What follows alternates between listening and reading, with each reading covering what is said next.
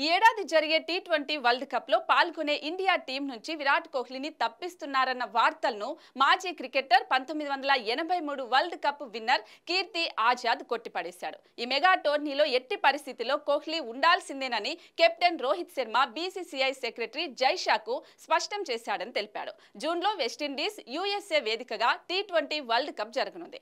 అయితే short format లో కోహ్లీ తన స్థాయిలో ఆడటం లేదన్న కారణంతోనే వరల్డ్ కప్ టీం కు సెలెక్టర్లు అతడిని ఎంపిక చేయడం లేదంటూ వార్తలు వచ్చాయి. విరాట్ ను టీం నుంచి తప్పించే బాధ్యతను BCCI secretary Jay Shah chief selector Ajit Agarkar కు అప్పగించాడని కూడా కథనాలు వెల్లడయ్యాయి. దీనిపై ఎక్స్ లో కీర్తి ఆజాద్ స్పందించాడు. జైషా సెలెక్టర్ కాదు, అలాంటప్పుడు టీ20 టీంలో విరాట్ కోహ్లీకి చోటు ఇవ్వకూడదని ఇతర సెలెక్టర్లతో మాట్లాడి వారిని ఒప్పించే బాధ్యతను అజిత్ అగార్కర్ కు ఎందుకు ఇవ్వాలి?